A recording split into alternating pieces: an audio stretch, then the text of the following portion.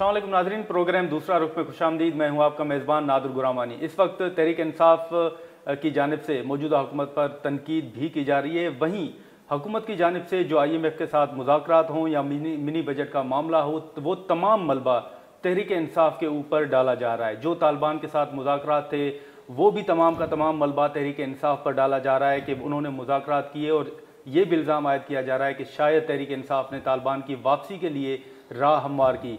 इस वक्त सदर ममलिकत आरिफ अलवी साहब ने जो कोशिशें की, मुज़ाकरात की, उनका क्या नतीजा निकला, मौजूदा जो इस वक्त सूरत हाल है, इस तमाम सूरत हाल पर हम बात करेंगे। साबिक वज़ीर इंसानी हुकूक और तहरीक इंसाफ की सीनियर रहनुमा डॉक्टर शीरी मज़ारी साहब हमारे साथ मौजूद हैं। बहुत शुक्रिया शीरी मज़ारी साहब। इस वक्त आप देखें तो आप पर यह भी तनकीद हो रही है कि शायद खान साहब ने असम्बलियाँ तहलील की, इस्तीफ़े दिए, शायद वो बॉल जो है ना वो मिस हो गया, मिस बॉल थी शायद। नहीं, हरगिज़ नहीं।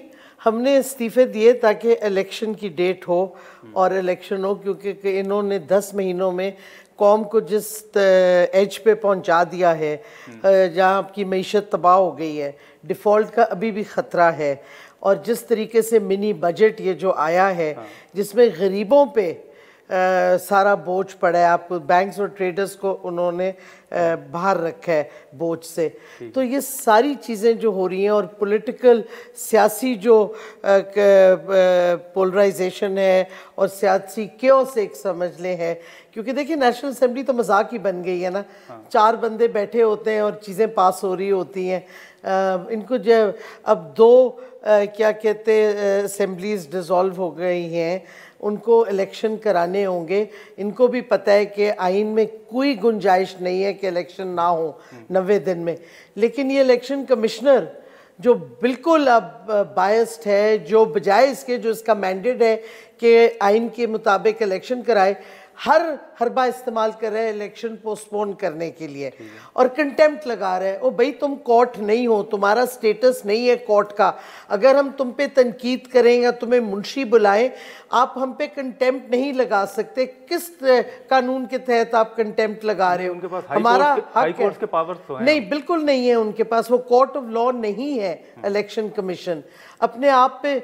और जिस तरीके से वो जा रहा है, जो जिधर का कानून तोड़ा जा रहा है, जैसे ये जो इन्होंने बनाई है केयर टेकर हुकूमत पंजाब में और KP में, जो सारी सियासी हैं, जो गैर सियासी नहीं है, जो ऑफिसर्स PTI के ख़िलाफ़ थे, सारे मुंशी वो वापस आ गए हैं। तो ये कानून की धज्जियाँ उड़ा रहे हैं, आइन की धज्जियाँ उड़ा रहे हैं। उसमें इलेक्शन कमिश्नर को कोई तकलीफ़ नहीं है। तकलीफ उसको है कि इलेक्शन मैं क्यों कराऊं 90 दिन में, क्योंकि जाहिर है पीछे जो कंस्पिरेटर्स हैं, जो ये इम्पोर्टेड हुकूमत है, वो इलेक्शन नहीं चाहती, भाग रही है। क्योंकि इलेक्शन जिस दिन होगा इनको पता चलेगा कौम किधर खड़ी है और किसके साथ खड़ी है। लेकिन फिर मौजूदा इलेक्शन कमीशन अगर इंतखाबात करवाता है तो वो आपको काबिल कबूल होंगे? देखिए, हमें जो भी कराएगा, हमें ये इलेक्शन कमिश्नर तो काबिल कबूल नहीं है, लेकिन कराए। पहले भी इसने बाई इलेक्शन जब कराए, हर हरबा इस्तेमाल किया। तो रियासत, वही बता रही हूँ ना, बात तो खत्म करने दो। रियासत ने हर हरबा इस्तेमाल किया रिग करने का।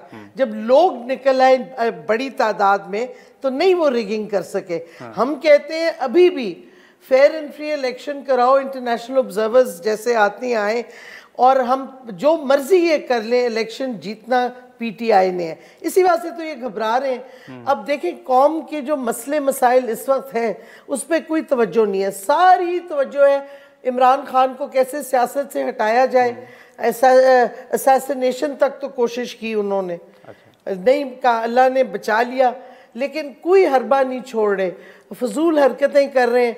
अब जी शौकत तरीन ने एक जो उसका हक बनता है एडवाइस देना प्रोविंशियल गवर्नमेंट को कि आप अपने प्रोविंस के हक में बात करें, IMF को सच बताएं कि क्या ये डार ने और इन्होंने क्या किया है। उस पर लगा दिया है सेडिशन, उसको डिक्लेयर कर दिया है कि ही इज रन अवे। ये क्या तरीक़ेकार है? सेडिशन का तो मजाक उड़ा लिया है इन्होंने। तमाशा कर क्या रही है ये हुकूमत? लेकिन अगर आपके पास ये इन्फॉर्मेशन है कि कोई साजिश हो रही है, उसके पीछे जरदारी साहब हैं, तो आपके पास ये भी इन्फॉर्मेशन होगी कि हुकूमत खान साहब को गिरफ्तार करना चाहती है, नाहिल करवाना चाहती है। देखिए, कोशिश तो कर रही है ना हुकूमत, हर किस्म के हरबे इस्तेमाल करें। और अफसोस ये है कि हम जुडिशरी को देखते हैं कि वो इंसाफ देगी। वो ये जो सारी इंसानी हकूक़ की वायलेशंस हो रही हैं, पीटीआई के खिलाफ जो इलीगल हरकतें हो रही हैं, जो शैम एफआईआर्स कट रही हैं, हर बंदे पे सेडिशन लग जाती है। एक ट्वीट डाल दो सेडिशन हो गई, एक ट्वीट डाल दो म्यूटनी हो गई। वो खुदा का खौफ करें, पहले इन अल्फाजों के मतलब तो समझ लें आप। तो ये क्या कहते, सारी साजिशें तो हो रही हैं। जरदारी जाके पंजाब बैठा हुआ था और जरदारी की आपको भी हरकतें पता है, आपको पता है क्या हाल है सिंध में इस वक्त लोगों का। तो इसमें कोई गलत बात नहीं की और हर किस्म की हरबे तो वो इस्तेमाल करेंगे। जो अलवी साहब इस सारे सूरत हाल में कोशिश कर रहे थे कि खान साहब और सियासी जमातें, खान साहब या मिलिट्री इस्टेब्लिशमेंट साथ बैठ जाए, मामले का हल निकले, क्या अलवी साहब कामयाब नहीं हुए? मेरा नहीं ख्याल गुफ्तगू कुछ आगे बढ़ सकती है, क्योंकि जो ये चाहते हैं कि जी एनआरओ दे दो इनको, पूरी तरह इनकी करप्शन माफ़ कर दो और पता नहीं क्या चीज़ें और करना चाहते हैं, हम नहीं तैयार उसके लिए। खान साहब ने एक प्रिंसिपल पोजीशन ली हुई है और हम उस पर टिके हुए हैं। ये मतलब आपसे जो भी बात हो, आप पर तनकीद होती है कि आप तमाम का तमाम मलबा जो है वो बाजवा साहब पर डालते हैं। तो क्या ये दुरुस्त है कि बाजवा साहब या फिर अपने अराकीन जिन्होंने आपके साथ वफा नहीं की और पीडीएम के साथ चले गए, उनके खिलाफ भी कोई कार्रवाई का इरादा रखते हैं आप? देखिए, उनको तो जो पंजाब में हुआ, सुप्रीम कोर्ट का फैसला आ गया कि जो लोटे थे उनका वोट नहीं गिना जाएगा। आइन में हर चीज़ की प्रोविजन है। और जो भी अपना ओथ तोड़ता है, ओथ के खिलाफ जाता है, जो आइन में ओथ है ऑफिशियल सबके, उनके खिलाफ कार्रवाई कुछ तो होनी चाहिए, इन्वेस्टिगेशन तो होनी चाहिए। ये तो नहीं हो सकता कि एक कानून कुछ कानून किसी एक के लिए और है और दूसरे के लिए कुछ और हो। ये तो नहीं हो सकता, कानून सबके लिए बराबर होना चाहिए। अब मुझे बताएं, इंसिस्ट करें कि जी खान साहब, हालांकि डॉक्टर का है, सर्टिफिकेशन है और एक्सपर्ट डॉक्टर्स है, ऐसी नहीं कोई राह चलते हुए डॉक्टर, कि खान साहब की हड्डी अब जुड़ने वाली है तो बड़ा सेंसिटिव टाइम है, ज़रा सा कोई झटका हुआ तो फिर सेटबैक होगा। ये जान के कराना चाह रहे हैं, हुकूमतें कह रही हैं पर्सनली आओ। अब सुना है वो कह रहे हैं कि सिग्नेचर आके वेरीफाई करो। तमाशा मचाया हुआ है ना। मुझे समझ नहीं आती, एक शख्स जिसने क्या कहते गारंटी दी थी कोर्ट को कि नवाज शरीफ जाएगा तो 4 हफ्ते में आएगा, मैं पर्सनल गारंटी देता हूँ, ये कंटेम्प्ट ऑफ कोर्ट नहीं है? वो कह रहे हैं अभी इलाज नहीं, चल रहा है। मतलब कि कितने साल गुजर गए, क्यों नहीं कोर्ट शहबाज शरीफ को कंटेम्प्ट लगा रही? मुझे बताए ना, क्यों नहीं कानून उस पर अप्लाई हो रहा? क्या वजह है? ये जिस तरीके से जा रहे हैं, कानून कोई है ही नहीं इधर, रूल ऑफ लॉ। आप बिल्कुल जंगल का कानून है, जो मर्जी कर ले हुकूमत और कंस्पिरेटर्स। ठीक है, यहाँ पर एक शॉर्ट ब्रेक लेते हैं और ब्रेक के बाद दोबारा गुफ्तगू का आगाज करते हैं। प्रोग्राम में दोबारा खुशामदीद श्री मदारी साहब। अब जो एक मामला है, आप उसमें देखें तो शाहिद खाकान अब्बासी ने भी तहरीक इंसाफ को ये मशवरा दिया है कि अगर आप बात करते हैं बाजवा साहब के खिलाफ, जो भी बात करते हैं वो आइन की खिलाफ वर्जी, और आइन की खिलाफ वर्जी का केस जो है वो आर्टिकल 6 बनता है। और उन्होंने ये मशवरा दिया है कि अगर खान साहब समझते हैं तो वो फिर आर्टिकल 6 की दरख्वास्त दे दें। By the way, Shahid Khaqan Abbasi ने ये भी तस्लीम किया है कि जब वो प्राइम मिनिस्टर थे तो उस वक्त भी मुदाखलत हो रही थी और कई चीज़ें बाजवा नहीं करने दे रहा था। तो ये कोई नई चीज़ नहीं है। और बाजवा ने जो कहा है कि मेरे पास ऐसी ऐसी टेप्स है, एक तो आपको पता है जब आप और ये मैं ये भी कहती चलूँ, शौकत तरीन के ख़िलाफ़ भी जो ऑडियो के ऊपर है, डॉक्टर्ड ऑडियो, जब आप केस ऑडियो पे करते हैं तो जिसने रिकॉर्डिंग की उसको पेश होना होता है। कई चीज़ें मुल्क के लिए सेंसिटिव होती हैं। बाजवा साहब अगर को नहीं ये ख्याल कि कई चीज़ें सेंसिटिव होती हैं और कॉन्फिडेंशियल होती हैं, हमें ये ख्याल है, लेकिन हमें इतना ना पुश करें कि हमें भी फिर सारा कुछ बताना पड़े। मतलब अगर उनके पास टेप्स हैं तो आपके पास भी नहीं, बहुत कुछ है। टेप्स नहीं है, बट हम बैठे थे, हमने सुनी है बातें, हमें पता है क्या क्या कहा गया, किसके बारे में, अमेरिकन्स के अमरीकनों पे क्या था, हिंदुस्तान पे क्या क्या किया गया, ये सारी चीज़ें हैं, ब्रीफिंग्स में दी जाती थी, पार्लियामेंट की ब्रीफिंग्स में कई बातें कही गई, बहुत सी चीज़ें हैं। बाजवा साहब फेवर में थे भारत के कश्मीर के इशू में या उसमें? देखें, मैं सिर्फ इतना कहूँगी कि जब प्रपोज़ल आया कि हिंदुस्तान से आप तिजारत शुरू कर दें, तो ये कैबिनेट का फैसला था, ये सिर्फ खान साहब का अलहदा नहीं था कि नहीं, जब तक हिंदुस्तान वापस नहीं जाता 5 अगस्त की जो उन्होंने इलीगल हरकतें की थी, जब स्टेटस को एंटी नहीं वापस होता, उस वक्त तक हम नहीं बातचीत कर सकते। हम कश्मीरियों का खून बह रहा है और हम तिजारत का सोचें, कोई अकल की बात है करने की?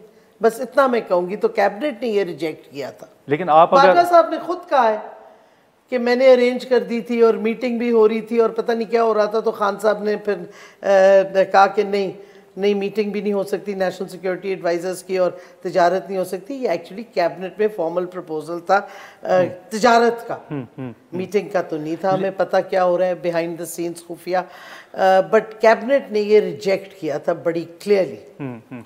लेकिन आप पर तनकीद होती है ना कि खान साहब ने खुल के बात की और कहा कि मुल्क के हालात ऐसे नहीं थे कि मैं जनरल फैज़ साहब को आईएसआई के बतौर चीफ जो है वो ओहदे से हटाता।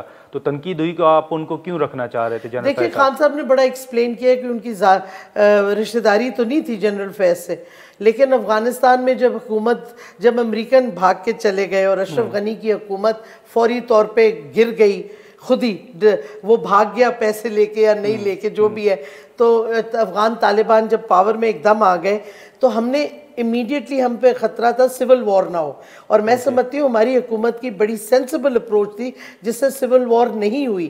पूरी दुनिया ने अप्रिशिएट किया कि हमने इवैक्यूएशंस कराई सेफली हज़ारों लोगों की, और हमने स्टेबलाइज कर दी सिचुएशन। तो जनरल फैज़ क्योंकि सिक्योरिटी के हवाले से वो ओवरसी कर रहे थे, तो एक मिडल ऑफ द क्राइसिस, या देखें जैसे जंग में in the middle of the war आप कमांड नहीं चेंज करते, तो एक ये बहुत सीरियस क्राइसिस था, उसमें बीच में आप तब्दील करें। खान साहब ने कहा, ये नहीं कहा कि उसको बिल्कुल ना हटाएं, ट्रांसफ़र करें, उन्होंने कहा 1-2 महीने रहने दें, ये ज़रा स्टेबलाइज हो जाए अफगानिस्तान की सिचुएशन। लेकिन आप ये तो मानते हैं ना कि जो सेनेट में आपको बंदे थे या बजट में जो बंदे आपको पूरे करने होते थे नंबर, वो एजेंसियां आपको नंबर पूरे करके देती? पता नहीं, मुझे तो नहीं कभी कॉल आई कि आके वोट दो। ये खान साहब ने खुद कहा है कि हम तो मजबूर थे, हमें करना पड़ता। उन्होंने कहा हम मजबूर थे कि हमें एलाइज हमेशा ब्लैकमेल करती थी, क्योंकि हमारे पास मेजॉरिटी बहुत थिन थी, तो ब्लैकमेल करती थी बिल्कुल मिनिस्ट्रीज के ऊपर और प्रिविलेजेस के ऊपर। अब ये कहना कि जी नंबर्स वो पूरे करते थे, मैं तो अपने एक्सपीरियंस से आपको बता सकती हूँ, मुझे तो कभी किसी की कॉल नहीं आई। जितना नुकसान हमें फरूक नसीम ने पहुंचाया है सिंगल हैंडेडली हमारी हुकूमत को, और किसी मिनिस्ट्री ने नहीं पहुंचाया। और मैं वजीर कानून नहीं थी, तो इंसानी हकूक की वजीर का ताल्लुक तो नहीं है कि सेनेट के नंबर्स का देखे या वो करे, वो तो पार्लियामेंट्री अफेयर्स से बात करें फिर आप। लेकिन लोगों को जो कॉल्स आ रही थी तो वो तो फिर आपको देखना जिनको आई है वो एडमिट करें ना, मुझे तो नहीं इन कॉल्स का पता, क्योंकि मेरे पास तो कभी नहीं आई।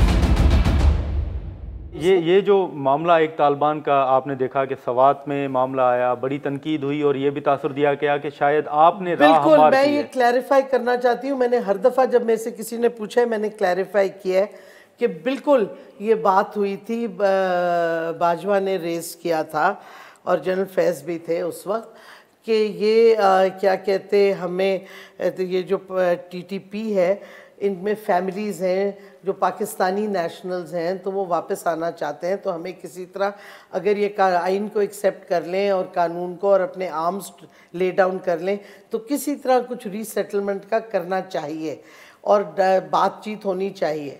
क्योंकि हमने अप्रोच किया, अफगान तालिबान ने हमें कमिटमेंट दी थी कि वो उनको वहाँ से ऑपरेट नहीं करने देंगे, लेकिन हमने पहले एक मीटिंग बुलाई, क्योंकि हमें इमीडिएटली रिएक्शन आया जो हमारे वहाँ से इलेक्टेड लोग हैं ट्राइबल एरिया से और स्वात वगैरह से, कि इससे इनको पहले भी लोगों को बड़ा नुकसान हुआ है और इस तरह नहीं हो सकता, और उनके खदशात थे। तो Imran Khan as prime minister उन्होंने एक मीटिंग बुलाई कैबिनेट रूम में, मैं भी उस मीटिंग में थी, जिसमें इलेक्टेड रेप्स जो उस एरिया के हैं हमारे पार्टी के, उनको भी बुलाया गया, मिनिस्टर्स भी बैठे थे, कैबिनेट मेंबर्स, और वहाँ मिलिट्री के भी, जनरल फैज़ भी थे उधर, और भी लोग थे उधर।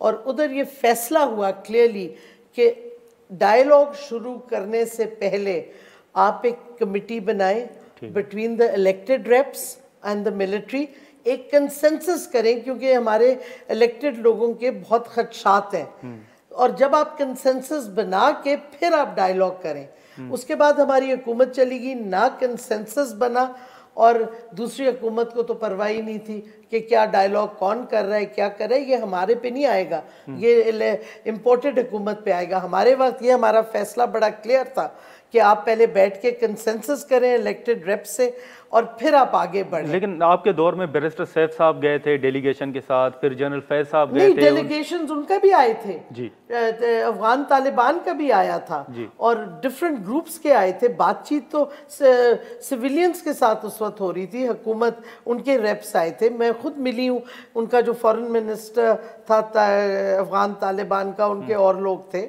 हमारा इंटर सिविलियन उनकी हुकूमत जो बनी थी और हमारे लोगों की, इसमें कोई हर्ज नहीं। तो ये मतलब ये बैरिस्टर सैफ अगर अफगानिस्तान गए हैं अफगान तालिबान से बात करने के लिए, वो अफगानिस्तान की हुकूमत से बात कर रहे थे। और जनरल फैज तो पहले गए थे, वो जो आप जिसका रेफरेंस दे रहे हैं कि होटल में कॉफी का कप, वो तो शुरू में गए थे कि अफगान गवर्नमेंट से बातचीत करें। लेकिन ये जो टीटीपी के डायलॉग की आप बात कर रहे हो, मैं तो उसके हवाले से कह रही हूँ कि क्लियरली हमारी गवर्नमेंट ने और खान साहब ने कहा था कि मिलिट्री और जो उस इलाके के इलेक्टेड लोग हैं उनके बैठ के कंसेंसस करें और फिर टॉक्स करें। उसके बाद हमारी हुकूमत चली गई और पता नहीं फिर क्या तो वो कमेटी तो कभी नहीं बनी और टॉक्स किसने की, कैसे की, हमें नहीं पता। आपका सियासी तज्जिया क्या कहता है, तजर्बा क्या कहता है कि ये मामला किस जगह पे आके खराब हुआ है कि एक बार फिर सवाल खराब इस वास्ते हुआ है क्योंकि इन्होंने जो इलेक्टेड लोग हैं और सिविलियंस हैं, लीडर्स हैं उस इलाके के, उनसे इन्होंने कंसल्टेशन भी नहीं की, जो हमने कहा था, कंसेंसस भी नहीं इवॉल्व किया, और जो ये बिल्कुल ही इनकॉम्पिटेंट ये इम्पोर्टेड हुकूमत आई है जिनका ना इंटरेस्ट था सिक्योरिटी में ना किसी और चीज़ में, इन्होंने कोई इंटरेस्ट ही नहीं लिया। पता नहीं क्या हुआ, कैसे हुआ। देखे ना बाद में खबरें आई इनके वक्त की कि वो फेंसिंग सारी टूटी गई है, किस तरह टूटी गई, क्या हुआ, ये तो आए हैं, इन्होंने अपना NRO 2 कराया, नैब को सारा कानून चेंज करके। इनका और कोई मुझे बता दें किसी चीज़ पे इनकी पॉलिसी रही थी? मतलब बिलावल जो पूरी दुनिया में लूर लूर फिर रहा है, काबुल नहीं जा सकता था अफगान तालिबान से बात करने के लिए? हिना रबानी खैर जाना हिना रबानी खैर का तो वो स्ट्रेचर नहीं, फॉरेन मिनिस्टर तो आपका बिलावल है ना। क्यों नहीं गया? दुनिया 4 दफा अमेरिका हुआ है और वो कॉन्सुलर स्टेट डिपार्टमेंट का जो अब इधर भी आ रहा है उसके लेवल पे मुलाकातें कर रहे हैं, ब्लिंकन भी नहीं उसको मिल रहा। 4 पहले अमेरिका गया, अप्रूवल लेके रूस गया, रूस के विजिट के बाद वापस अमेरिका गया, वहाँ आप तस्वीरें अगर देखें इजरायली लॉबियस्ट से वो मिला। ये क्या कर रहा है? लूर लूर फिर रहा है। लेकिन जिधर जाना चाहिए था शुरू में, क्योंकि हमने स्टेबलाइज की, इन्होंने जो सिचुएशन हमने स्टेबलाइज की थी अफगानिस्तान में, इन्होंने टोटली डिस्टेबलाइज कर दिया। आप जब वजीर इंसानी हुकूक थी तो 2 अहम मामला थे। एक, हाई कोर्ट ने आपको मुदस्सिर नारू का कहा था कि उस पर मुलाकातें करें, आपने की भी थी, आपके इल्म में होगा कि उसका स्टेटस क्या है। और दूसरा, आप जब इंसानी हुकूक की वजीर थी तो उस वक्त एहसानुल्लाह एहसान जो हैं वो मुल्क से फरार हो गए थे। तो आप आज इस पोजीशन में हैं कि बता सकें कि वो कैसे फरार हुए? नहीं, मुझे उनकी फरारी का तो नहीं पता। मैं तो हमारी फोकस थी जर्नलिस्ट प्रोटेक्शन के ऊपर, ट्रांसजेंडर्स कानून को इम्प्लीमेंट करने के लिए, इन्फोर्स डिसअपीयरेंस कोशिश करने के लिए कि कानून बन जाए। हम असेंबली तक तो पास करा दिया, फिर वो कानून ही गायब हो गया सेनेट पहुंचते पहुंचते। मुदस्सिर नारू का बिल्कुल प्राइम मिनिस्टर भी मिले थे, उन्होंने इंस्ट्रक्शंस दी कि पता करके जवाब दिया जाए। जब हम पूछते थे वहाँ से मिलिट्री से जवाब आता था कि हम चेक कर रहे हैं, हमें पता नहीं, हमारे पास नहीं है वो। और उधर बात फिर रह गई, हमारी हुकूमत तो गई। हमने कोशिश की उस हवाले से जितनी हम कर सकते थे। लेकिन मुझे इंटरेस्टिंग बात ये कि उस वक्त जो लोग चीख रहे थे, मोहसिन डावर वगैरह, अब ये हुकूमत इनकी है, इन्होंने पार्लियामेंट में एक दफ़ा पूछा है कि भाई वो कानून किधर गायब हुआ है, आगे बढ़ाओ उसको। चलिए, मैं इसी पे बात करूंगा। एक दूसरा बिल भी है, लेकिन यहाँ पर एक हम शॉर्ट ब्रेक लेते हैं और ब्रेक के बाद दोबारा गुफ्तगू का आगाज़। प्रोग्राम में दोबारा खुशामदीद शीरी मदारी साहब। अभी एक दूसरा बिल भी है रज़ा रबानी साहब का जो सेडिशन के मुतल्लिक है कि उसको ख़त्म किया जाए, वो भी पार्लियामेंट से रज़ा रब्बानी साहब के मुताबिक लापता हो गया है। आपका बिल था मिसिंग पर्सनस वाला, वो भी लापता हुआ। देखिए, तो ये पार्लियामेंट में रज़ा क्या हो रहा रब्बानी है? का बिल बहुत अच्छा था और मैं तो फुली सपोर्ट उसको किया हुआ है और आई एम नॉट सरप्राइज्ड कि वो गायब हो गया है। ये बिल्स जिस तरह गायब हो जाते हैं, ये इस पे भी कोई इंक्वायरी होनी चाहिए। लेकिन देखें, फिर ये आपके दौर में भी होता था जब आप नहीं तो मैं तो कह रही हूँ, मैंने तो इसी वास्ते पब्लिकली कहा कि खुदा के वास्ते किधर गायब हो गया है वो बिल, क्योंकि ये हमारी मिनिस्ट्री को नहीं मिला था ना। पुश तो हमने ही किया था, लेकिन वो फिर फरूक नसीम ने इंसिस्ट किया कि इंटीरियर मिनिस्ट्री टेबल करे। तो between interior ministry, parliamentary affairs और सेनेट के ऑफिस, सुना है सेनेट में गायब हुआ है। सेनेट चेयरमैन कि आपको भी अच्छा भला पता है। बहरहाल आप लाए हैं। बहरहाल हम तो सिर्फ नहीं लाए, अगर उनको मेजॉरिटी वोट से आए हैं। कई गलतियां हमसे हो सकती हैं। ये भी गलती थी? नहीं, मैं नहीं कह रही गलती थी, वोट उनको मिले हैं तो वो आए हैं।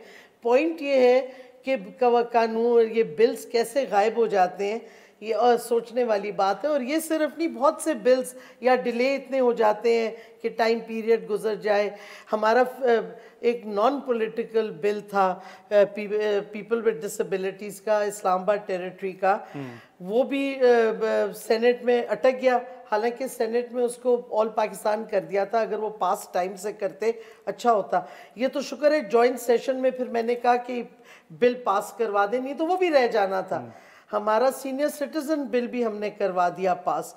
तो हमारी मिनिस्ट्री के जो अपने बिल थे वो 7 हमने कवानीन पास करवाए हैं। तो ये पार्लियामेंट पे फिर कंट्रोल किसका था कि ये बिल्स गायब हो जाते थे? देखिए, ये तो फिर मुंशीज, ब्यूरोक्रेट मुंशीज जो बैठे हैं उनसे पूछना चाहिए। ब्यूरोक्रेसी की नहीं, लेवल मतलब तक हो सकता है? ब्यूरोक्रेट्स जो बैठे होते हैं मिड रैंक, लोअर लेवल, ऊपर, वो चीज़ें इधर उधर, फाइलें इधर उधर, मुझे क्या पता। हमने तो कोशिश की, मुझे तो नहीं अभी तक पता चला किसके कहने पे हमारा इनफोर्स डिसअपीयरेंस का बिल गायब हो गया।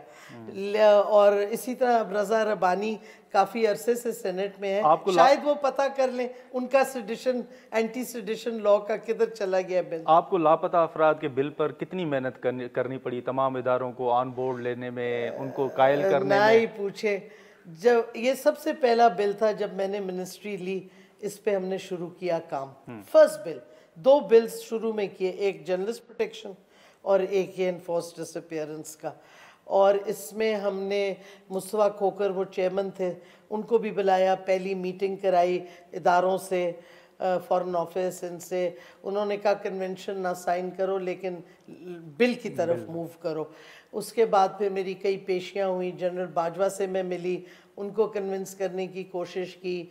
मतलब 2.5-3 साल लगे हैं इसको कैबिनेट से अप्रूव करके। फिर इंटीरियर के पास चला गया, उधर गड़बड़ की क्लॉजेस में। मैंने उनको एग्जांपल दिया कि बरतानिया का जो होमलैंड सिक्योरिटी वाला, उनका जो सिक्योरिटी का नया कानून लाए थे 9/11 के बाद, वो बहुत सख्त है। उसमें 6 महीने तक आप किसी को जेल में रख सकते हैं या अपनी क्या जो भी, लेकिन आपको पहले उनको कोर्ट में पेश करना होगा, आप गायब नहीं कर सकते।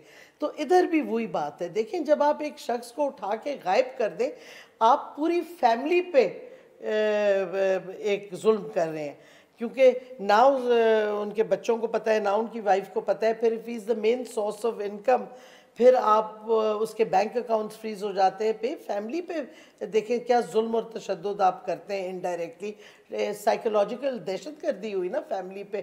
फिर जिस तरीके से स्टूडेंट्स, खासतौर पे बलोच स्टूडेंट्स के साथ जो हो रहा है और अभी तक हो रहा है, ये किस वजह से हो रहा है? अगर उन्हें कानून तोड़ा है, आप उनको कोर्ट में पेश करें, फिर उनको आप रखें जिधर भी जो भी करना है, लेकिन कोर्ट के सामने तो पहले पेश करें। जब चार्जेस तो उन पे लगाएं। बिल्कुल। जब आप वजीर इंसानी हुकूक थी तो आपने क्या देखा कि लापता अफराद से मुतलिक जो तहफ़्फ़ुज़ात या जिनकी तरफ उंगलियां उठाई जाती हैं, क्या ये हकीकत है कि वही इसमें इन्वॉल्व हैं?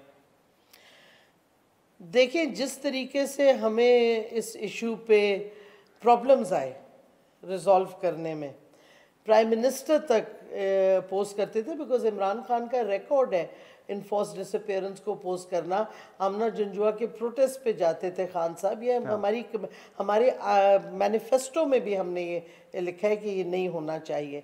लेकिन जो रुकावटें हमें आ रही थी फॉर मूविंग अहेड, तो let me just put it that way कि पाफुल इदारों से आ रही थी रुकावटें। अच्छा, एक सवाल जो उठाया गया कि लापता अफराद जो हैं उनमें कई लोग ऐसे भी हैं जो राह के हाथों इस्तेमाल हुए या हो रहे हैं या पैसे लेकर।